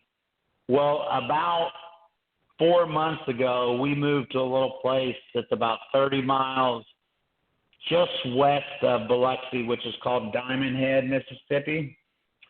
Right. And it just happens that Hoppy Smith is the director of instruction at Diamond Head Country Club, which is just a phenomenal facility. 36 holes. It's a golfing community. It's actually the youngest city in America, if you can believe that. 7 years old. They incorporated the city, but it's just a golfing community. It's basically what it is. So we moved here, and when I first came here 34 years ago, guess who was the assistant pro at the place we had the golf school? Hoppy Smith. Right. So I see where I go to. I take my wife to dinner, and I'm sitting. I wanted to sit at the left side of the bar, and I said, because I don't like to drive my cart through the bar or make a scene, and I kind of it's kind of embarrassing sometimes to drive your little scooter in a public place. So I just wanted to go in and sit right there at the first seat available. Well, my wife said, "Oh no, there's seats over here." So we had to go all the way through the bar, restaurant, and sit over in the seats. So I sit next to this guy, and we start talking. And lo and behold, he saw my PGTCA shirt. He said, "Oh, you're in the golf business? You play golf?" He said, and I said, "Well, I used to." And we started talking. He said, "Hoppy Smith," and I said, "Hoppy, Mitch Crum." And it just went from there, and we just couldn't believe it. 33 years later, I just happened to sit next to him in a restaurant, and we just started talking. We hit it off, and I told him what I was doing, and I told him what I came here for, and I told him the story about that my wife said, "Mitch, you know what the initials are in Mississippi? It's MS." So, there is a reason I'm here, and so now where I'm sitting right now, sitting right now, the country club is a block and a half from my house. So I can ride my scooter down there. We went last Sunday. We did a free junior clinic for underprivileged kids. So I got to teach a little bit. So it really worked good. So I mean, if that's not faith, I don't know what is. So, and then when I told him I was coming on your show tonight, he said, "Oh, I would love to call in and just support you. So I told him I'm sure you wouldn't mind him calling in. And, No. Yeah. So I think he's going to call in he said about 7:15 he's going to call in. Well, that would be perfect. We'd love to have him join us on the show. He's a great guy. I mean, he's got every award that you could possibly get in Mississippi. I mean, he's been doing this. And when he comes in, tell him happy birthday. His birthday is tomorrow. Well, I think this might be him now, so let's welcome. I think this is Hoppy Smith. We'll welcome to Golf Talk Live. Hey, Mitch, good evening and welcome to Golf. Hey, Hoppy. Good evening. Good to see you guys, man. Good evening. Appreciate you having me on. Not a problem. Hoppy, this is Ted Odorico, the host of Golf Talk Live. I'm very happy to have you join us tonight. And Mitch was just sharing the story, how you guys sort of reconnected after 30-plus years. But he first wanted me to mention, because I guess tomorrow is your birthday, so I'm going to be the first here on air to wish you a happy birthday. Oh, really, guys? Thanks a lot. I appreciate it. Yeah, tomorrow's mine, and Saturdays is my wife's. So we're kind of back-to-back there on this thing. Fantastic. So Mitch was mentioning, we're obviously here to talk about the MS Golf project, which obviously is important to Mitch and so many others out there. And obviously you've been in the golf industry for a long time as well as he has, and you've obviously taken an interest in this particular story for a number of reasons. Talk about, first off, a little bit about yourself. I did give an intro before you came on, but just maybe give the folks just a little bit of a backstory on yourself, and then a little bit of what you would like to see happen with Mitch's project. Okay, yeah, well, I appreciate it. I actually started in the golf business a little bit late in life. I was about 36 years old when I started. I played golf up until that point, but I started at the Broadwater Sun Course in 1993. That was in Biloxi. That time it was a beautiful golf course. Katrina took care of that for us, though, Hurricane Katrina. It's where I met Mitch, and Mitch had his golf schools there, and Mitch kind of dominated the market at that time and still does a great job with golf schools and stuff. Met him, and then I moved on in 1996, got my PGA card with the PGA, got accepted in the PGA in December of 1996 and August of 1996, and took the job here at Diamond Head as a head golf professional in 1996, that year in December. I've been here ever since 2012. My wife and I opened the Diamond Head Golf Academy, and kind of moved over from the teaching part of it and moved into this. So this is where we are. I love what Mitch is doing with MS, bringing people into the game that still love the game, and they feel like they may not be able to play anymore, but they can, and we're opening the doors to that. So Mitch is doing a great job with it, man. I'm honored to be a friend of Mitch's and be a part of that. And Hoppy, I'm honored to be your friend too, buddy. Appreciate it, Mitchie. Hoppy, let me just ask you, obviously, as Mitch was explaining, MS is something that really affects literally millions of people around the world and hundreds of thousands, if not a million people here in the United States alone. So it's not something that's new. It's been around for a long, long time. And, sometimes just getting the word out and getting that awareness out is half the battle. Now, Mitch obviously has been personally afflicted with MS, so he has a little bit a more personal understanding of this. But as a golf professional, and as Mitch and I were talking about earlier, that the golf industry as a whole is, in my opinion, the gold standard of giving back to so many different charities and so many different great causes out there. What would you like to see happen here with Mitch's golf project that would maybe complement what's really already gone on with so many different golf professionals around the world? Yeah, I think the thing we have to do is get the word out, go to the golf courses and get the word out to what Mitch's project is about. Communication is going to be the big thing in this. If we can, the more we can get these players back on the golf courses and get them back out enjoying the game again, and doing what they love to do and doing what they deserve to be able to do. And like you said, educating the golf courses, that's the biggest thing. Educating the golf courses, letting them know what these players can do, and opening that up to the players themselves. So I think Mitch is doing a great job on that. Our biggest thing is communications, getting it out there. I think that's huge. That's 90% of it. We can just educate these golf courses and let them know what's going on. And what about, let's talk about the golf course for a second. We've seen a lot of development over the last few years. Obviously, we have many of our wounded warriors that have gone on and served in battle and have become injured, and we're seeing golf courses really stepping up in opening the doors and getting a lot of these wounded warriors back out there playing golf again. Right. Is that kind of a similar thing that you'd like to see happen with the golf course community and the golf industry as a whole, with those that are dealing with MS? It's sort of a similar approach, if you will, of making the courses more accessible and just really embracing the MS community, much like it has done with the Wounded Warrior community. It's exactly right. I mean, that's exactly what we got to do. And people are taking the lead on that, like Mitch, and to be able to educate these courses. I had the honor of going to Colonial Country Club in Dallas and Fort Worth in the Dallas area, and participating in President Bush's Warrior. I think it was Warrior of Honors or something that we played in out there. This was like 4 years ago. One of my members was a wounded warrior, and I was able to go out with him and to see what they did. And if we can do that same type of thing for this MS society here, that we can bring the players back into the group, it'd be incredible. I mean, we're just opening up a whole new door, a whole new world for the players. Do you guys see, and I'm going to open this, sorry, go ahead, Mitch.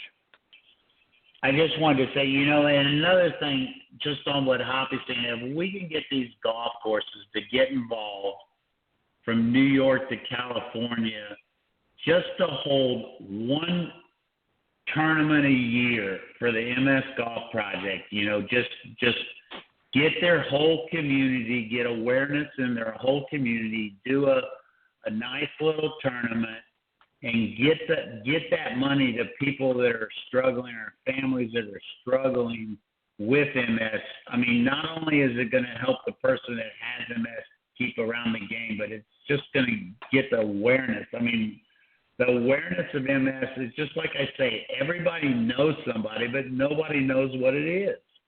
Right. It's amazing that nobody knows what multiple sclerosis is or what causes it or anything about it. Yeah, you're exactly right. I think, as I mentioned earlier, guys, I think really half the battle is educating consumers out there, first and foremost, what the disease is, how it affects the body, and obviously, Mitch, as you know, at present, we don't have a cure, but we want to be able to work towards that and obviously make it as comfortable as possible on that journey for so many people out there that have been afflicted by it. And this is, I'm just sort of throwing an idea out here, and I don't know if this is something you guys have already considered. Obviously, putting together tournaments and things like that can be quite an ordeal. And something that I've heard in similar situations that has been very, very effective is almost a shotgun format where there will be multiple venues across, it could be a statewide initially, it could be even across the country, that will have on the same day, in other words, a dedicated day for this particular MS Golf project. Absolutely. And every local course that wants to participate could have that. And obviously time zones are going to be different, but essentially that particular day would be dedicated for any course that wanted to participate, and all funds would go towards that. That might be something I've heard of a lot of different projects that have done very similar. Is that something that you guys have considered as well? Yeah, that is such a great idea. Ted, my number one goal when everything gets said and done, after all this gets said and done, my number one goal is to have one day, just like you're saying, where the shotgun would be a great idea, but my goal is to have one day when every golf course in America donates $5, $3, $10, whatever it is, to the National Multiple Sclerosis Foundation, where everybody's on board and everybody knows about it, and everybody's talking about it for that one day. So, yeah, that is a fantastic idea to do a shotgun national tournament, though, too. That's a great idea. I love it. I think it's great. Yeah, and I'm using the term shotgun not necessarily as in the literal sense because, again, time zones are different. Sure. But correct.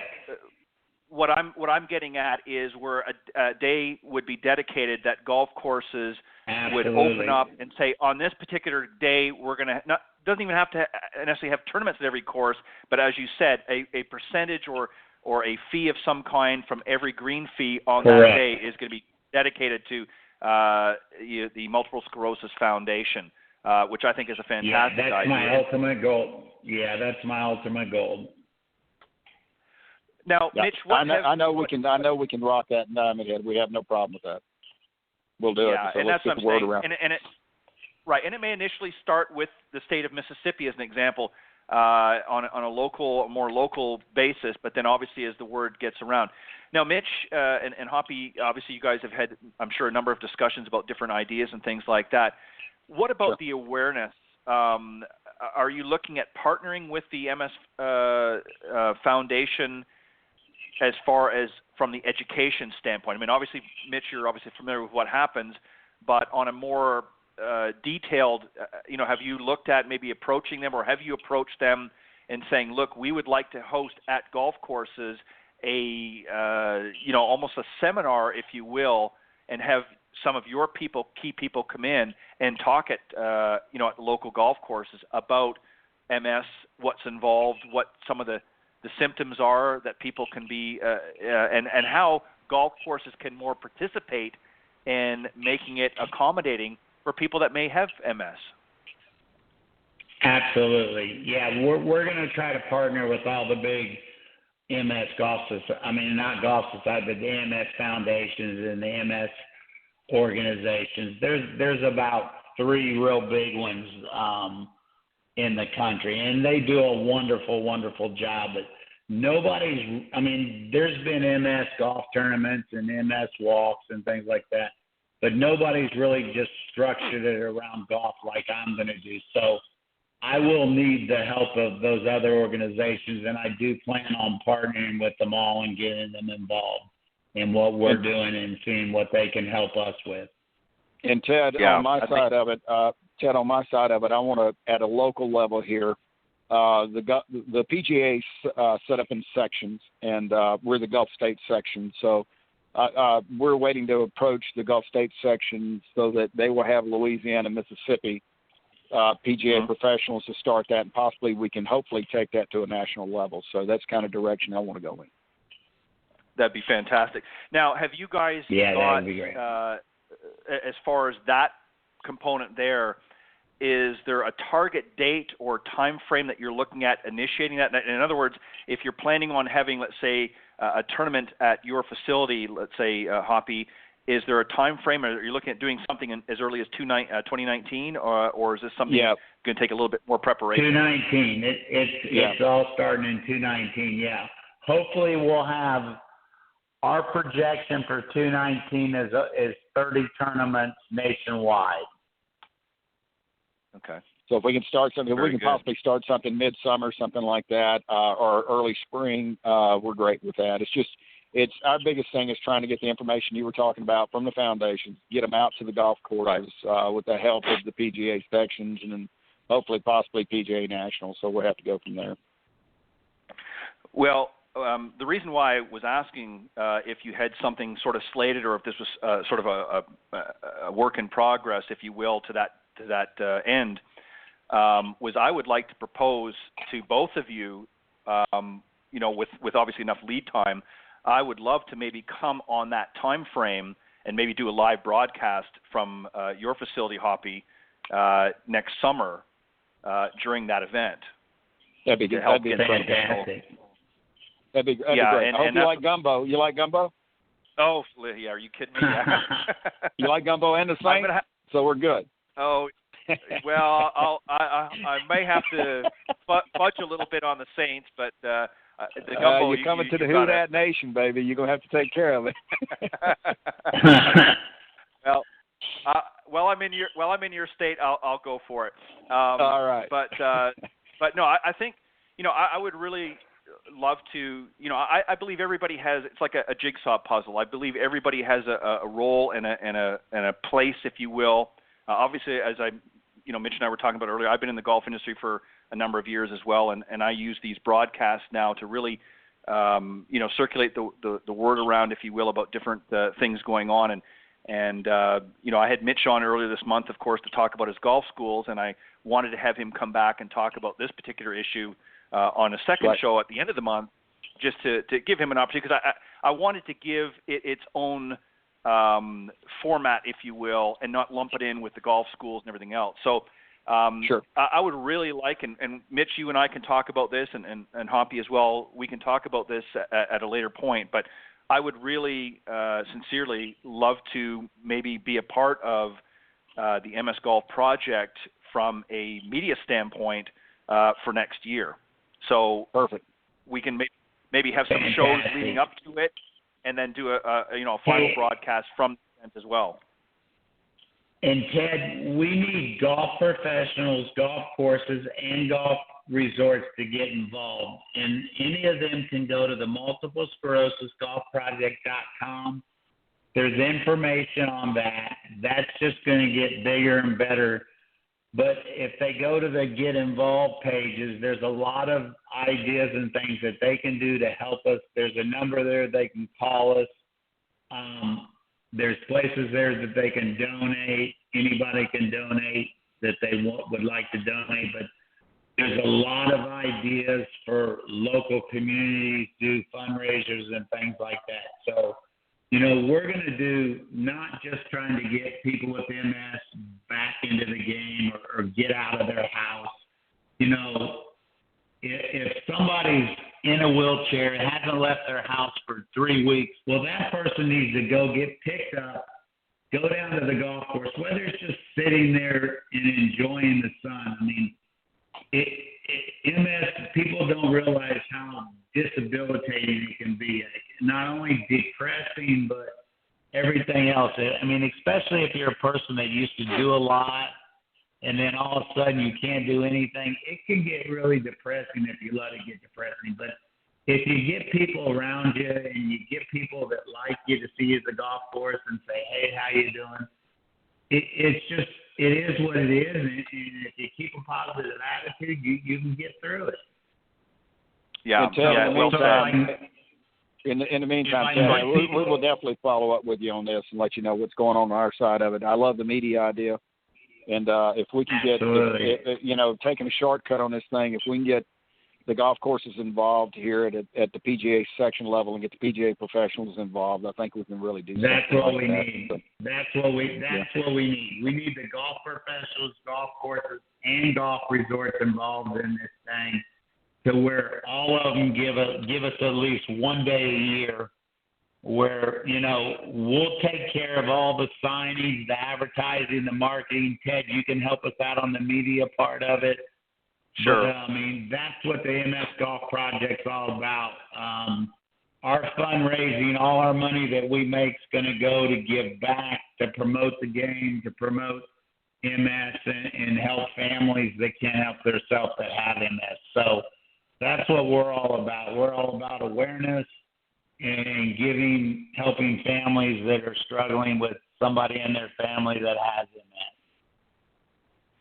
Yeah, and you raise an interesting point, Mitch, here just a moment ago about it. It's not all just about getting people back out on the golf course. I mean, that's a bonus, and it's great to, for somebody that maybe is struggling with MS, if they're able to get back out and maybe play the game that they've enjoyed for such a long time.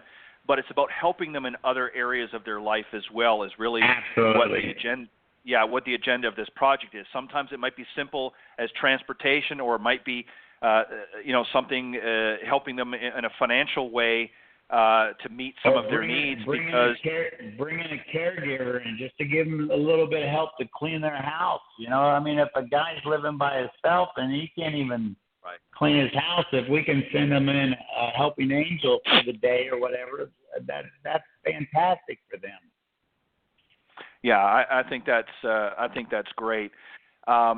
Well, I'm definitely all in, and as I said, I'll be more than happy to lend my voice to the project as well, and I'll be more than happy to not only just the particular day of the event, but even leading up to it in the new year. Mitch, you can come back on, and Hoppy as well, and anybody else, any of your other professionals out in that area that are going to participate, if they want to come on and promote it at their particular facilities as well, we can set some time aside on my program to do that as well. So I'm more than happy to do that and help out any way I can. Hey, Ted, really appreciate your time, man. Thanks a lot. You're doing a lot for this, and it's going to be this type of communication that brings awareness to the MS project. Well, thank you. Well, Mitch, just like I said to you in the beginning, the golf industry is a very unique industry. We have the honor and the pleasure of playing, in my opinion, the greatest game on earth. I mean, there's so many other great sports that do a lot of wonderful things, but golf is really the only sport or game that I know that is even though there are sometimes it can be a team event such as a Ryder Cup or something like that, but it's an individual sport or game, if you will, and it's one of integrity, one of honesty, and it also has proven to give back in so many ways to so many people.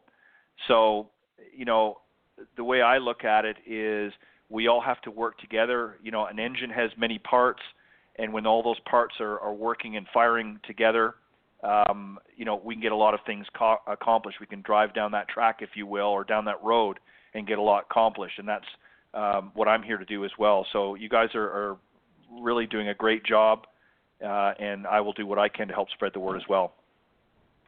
Perfect. Well, I really appreciate that, Ted. Not a problem. People just don't realize that the awareness of it is and you said it correctly. I mean, that is the main goal, to get people to understand what it's all about, and to just we might not be able to get everybody out on the golf course, but if we can brighten their day or brighten 10 minutes of their day, we've helped somebody, and that's what it's all about, giving somebody a smile that maybe for months hasn't smiled. So, MS isn't a death sentence. It isn't, it's terrible, it's bad, but if you're looking on the bright side and you give people stuff to look on the bright side, people can get through this. And sooner or later, I just know in my heart there's going to be a cure for this. I just read something in Israel that they're on the verge. It's 2 or 3 years away, but they found something that's working with mice that is turning MS 180 degrees around. The mice is going from he can't walk and he's crawling to where he's running. So who knows what's going to happen with technology today? Right, exactly. And but as I mentioned earlier, that half the battle sometimes is just getting that word out and getting that information out, because once people are aware of things, more often than not, they're eager to engage and to take part in something if they know a little bit more and understand it a little bit better. They're more apt to become engaged or involved in it. So, as you said, getting the word out there and helping them to understand. So, what do you want, Mitch, at this point? What do you want to say to the listeners as far as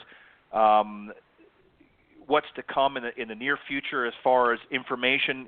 Is there a website available now that they can go to learn a little bit more about the MS Golf Project? And what's the link? Where do they need to go to that? And we'll direct them. They can go to multiplesclerosisgolfproject.com. And that gives a lot of information about what we are and what we do. And it also gives ideas for golf professionals, golf courses, and golf resorts. And any of those that would like to get involved, there's numbers there that they can call us. Any golf course or golf resorts that would like to do a pro-am, We'll do all the advertising, all the marketing, all the signage. We'll send some of our people there to run the tournament. We just, most PGA professionals at resorts know how to run a tournament, but we'll do the sign-up stuff. We'll get the local news involved.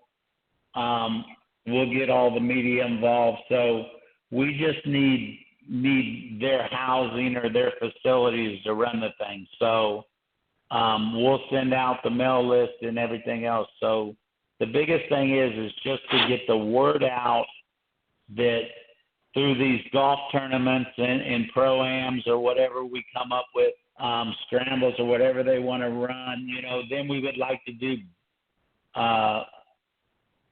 silent auctions and auctions after the golf tournaments, charity banquets after that, and do just the whole A to Z from the golf tournament to the banquet after, and just raise money for the MS Golf Project. So we need I've got about 85 facilities now. Most of them are on board to do it. So we're looking for a good 2009 year. This has been probably a 2.5-year project that I've been putting together. So tonight, I really appreciate you this is the launch of it.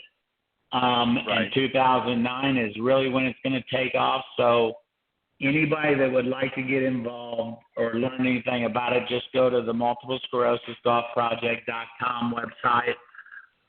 Give us a call, and we've got a team of people that will help you walk you through how to set it up if you haven't set it up, and all the marketing, advertising, all the signage, all the volunteers and everything for the golf tournament will come from us.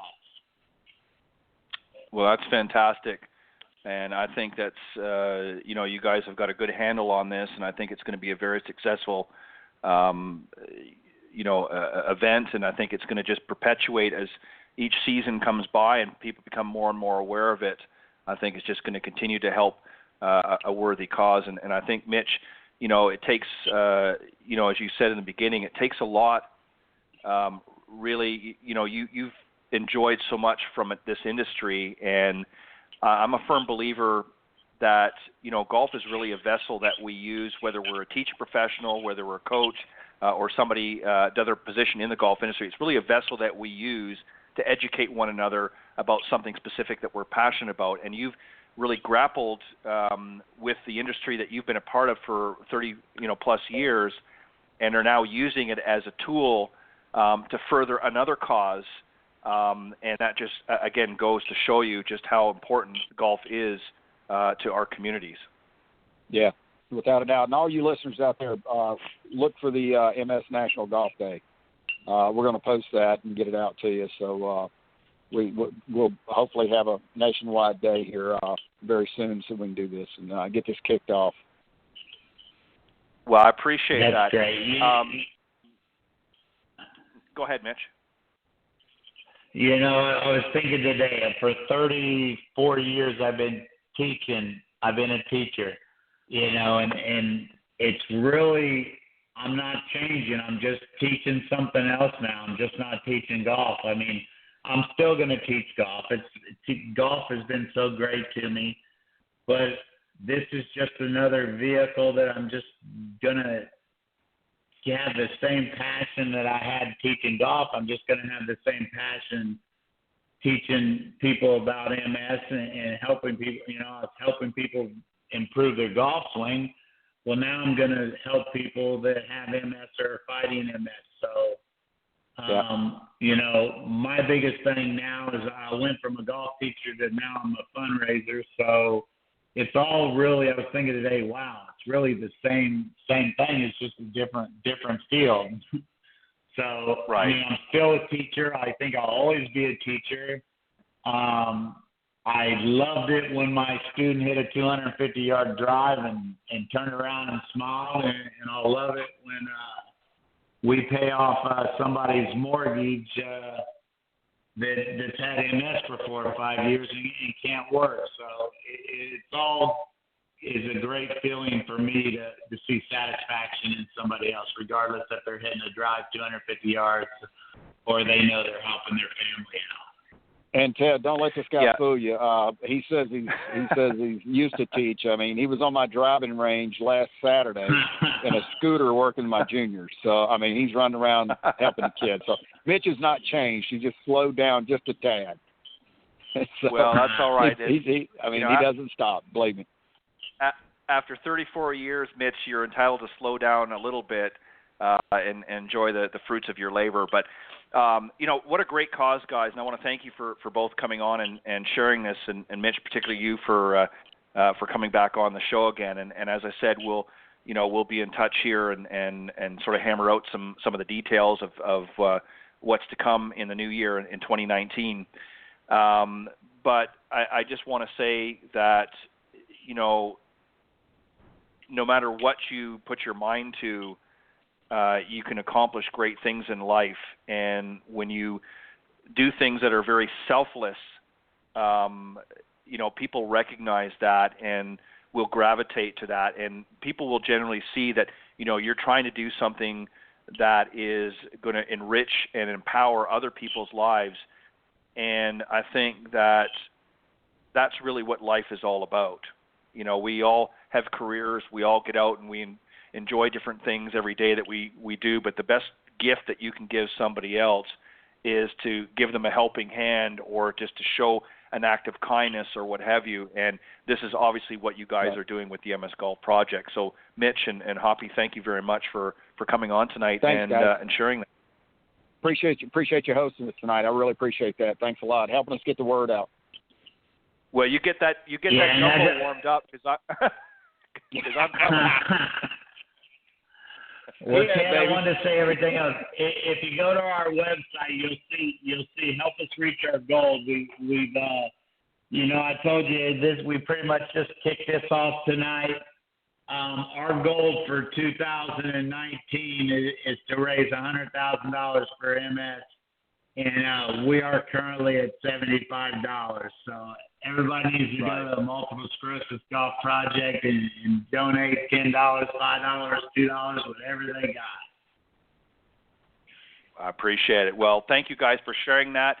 And again, Mitch and Hoppy, thank you for coming on Golf Talk Live and sharing what a great cause and a great story. And the journey is going to continue, and we're going to talk more about it in 2019. So, guys, have a great evening. Thank you, and we'll talk soon. Perfect. Thanks, Ted, for spreading the news. And Mitch, I'll see you in the morning. Okay, buddy. See you, brother. All right. Good night, guys. Good. All right. That was Mitch Crum, the director and founder of the Elite Golf Group, and Hoppy Smith, a PGA teach professional out in Mississippi. And they're working together to bring awareness to the MS Golf Project, and obviously particularly multiple sclerosis. And if you visit the multiplesclerosisgolfproject.com website, you can, as I said, you can donate there, and you can learn more about it as well, and reach out and get in contact to see how maybe you can help, or maybe if you're somebody that has a family member or somebody yourself that has MS and you want to learn more about how you can be involved, and maybe you're needing some help and you want to somehow share your story with them. I'm sure that they'll be more than happy to listen to you and maybe help you in some way improve your life a little bit better, and reinforce that just because you've been afflicted with something like MS, the journey is not over. You still have much to offer and to give everyone out there. So just keep that in mind. All right, I want to once again also thank the Coaches Corner panel, Alicia Larson and Clint Wright, for joining me tonight on the Coaches Corner panel here on Golf Talk Live. And as always, guys, you did a fantastic job. But most importantly, I really want to take this opportunity to thank all of the listeners worldwide for faithfully tuning into Golf Talk Live each and every week. And as I say all the time, I truly have a great amount of pleasure and enjoyment of hosting a number of highly talented coaches and teach professionals, authors, and entrepreneurs, and stopping by the program. And it's really through their participation and guest appearances that have helped to make Golf Talk Live a first-class show. and, of course, all of you out there for tuning in and supporting the show. Some other supporters and sponsors of the show, Mr. Jonathan Laird from South Coast Golf Guide. If you go to southcoastgolfguide.com and check that out, it's a great publication here in the southeastern part of the United States with some great golf courses and information in there that you can reach out to some of the local courses if you're interested. You can get that in his guide, and you can check it out online as well by going to southcoastgolfguide.com. If you're in the area and you want to get your hot little hands on one of the guides itself, it's a small pocket book, if you will, or a little bit bigger than a pocket book. You can visit many of your local golf courses in the area. They all carry it, and many of the larger resorts as well down in this area in the southeastern part of the United States carry it as well. So look for South Coast Golf Guide or just visit southcoastgolfguide.com. Meredith Kirk from Myrtle Beach, South Carolina, thank you for all of your continued support as well. A great LPGA professional as well as a guest on the show from time to time.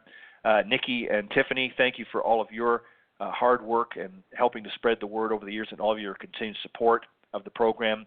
Mr. Bernie Pinder from Ontic Golf has been a guest on the show and a great supporter as well and a good friend. Visit onticgolf.com. Check out a great line of customized putters that he personally has developed and is selling. If you want to improve your putting game, you want to check it out. He's got some great products there. Sean Kelly, owner of linkedgolfers.com, a great social media platform as well. You can visit that. And also Peter Doyle from Doyle Golf Solutions over in Ireland. Thank you, Peter, for all of your continued support. Got a few more shows, just very quickly, a few more shows this season. The 6th of December, which is next Thursday, I believe the 13th, and then the 20th will be the last shows of the season for Golf Talk Live. Yes, it's the 6th, 13th, and 20th will be the last shows of Golf Talk Live. And on Tuesday mornings with my good friend Cindy Miller, we are going to have the 4th and the 11th of December will be the last shows for the Women of Golf, and then we'll be taking a break for the season. I will let you know on the 11th for the Women of Golf and on the 20th for Golf Talk Live when the show will be restarting back up in the new year. I'll firm up those dates with you at that time. But in the meantime, God bless everybody. Hope everybody had a happy and safe Thanksgiving. And as we get closer to the Christmas holidays, get out there and get your shopping done if you haven't already done it. And just remember, it's about getting together with family and friends.